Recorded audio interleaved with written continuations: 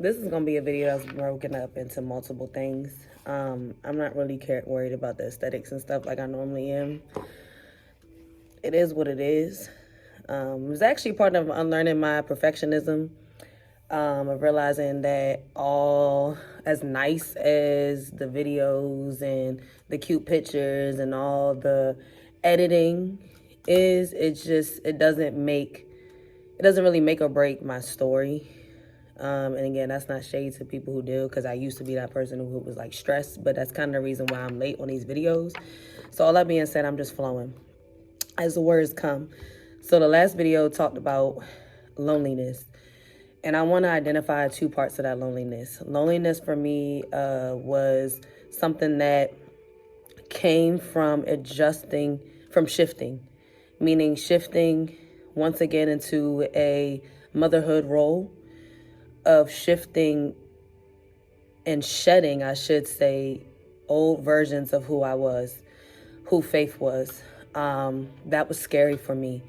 And there, I felt lonely because there was not much anybody could say or do, at least I thought, to actually help me with that, if that makes sense. Like, it was just something I had to sit with myself in order to just sit with it. I just had to sit with it, and I had to acknowledge, what was I letting go? What was changing?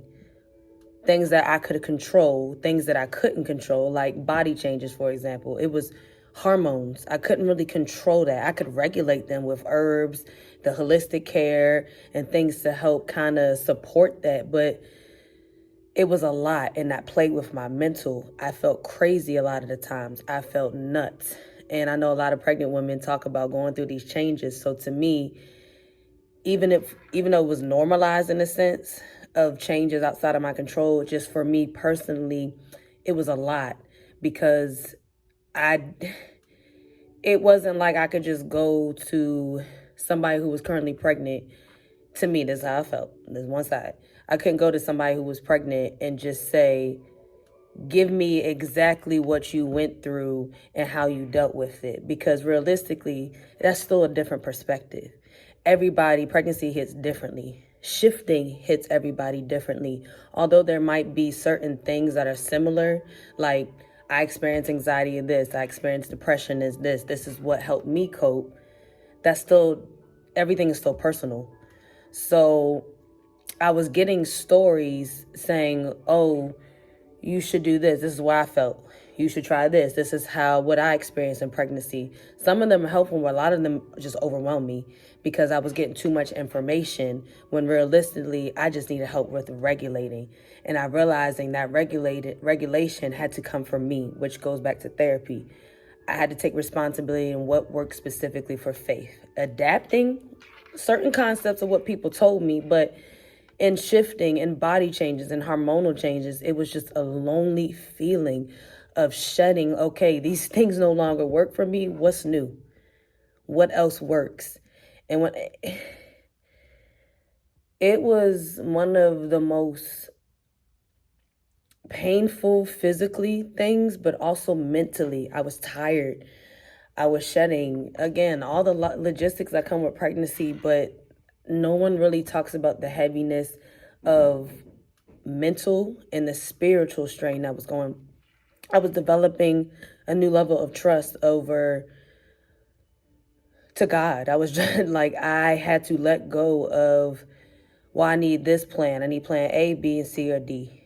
If this doesn't work, then I go to this. If this doesn't work, then I go to C. If this doesn't work, I go to D. That just was not working. And I felt depleted because of that, which then intensified my loneliness, because I was like, nobody understands. Now, in the loneliness part, I will also say, because I was going through so much mental and I really couldn't a lot of times verbalize it, a lot of times I did pull back.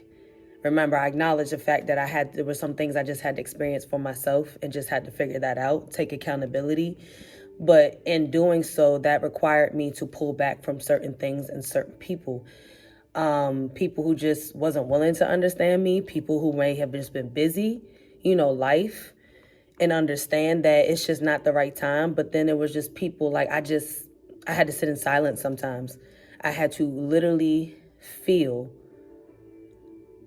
whatever I needed to feel, acknowledge it, and not try to put logic into it. That was painful. I mean, who really likes to experience things by themselves? That's human nature, to want support and comfort. That being said, I did oftentimes, because I was fearful of not knowing how to verbalize what I needed. I pulled away from people who were trying to be there. Because there was just this innateness of, if I can't verbalize or make logic to it, then it's not going to make sense to somebody else. The fear of being misunderstood. Something that goes back to inner childhood trauma, something that I'm working in therapy as well. And the annoying part is, this is something I thought I was over. I thought I was really over, oh, well, it doesn't matter if you're not understood. Logically, I understood that. To actually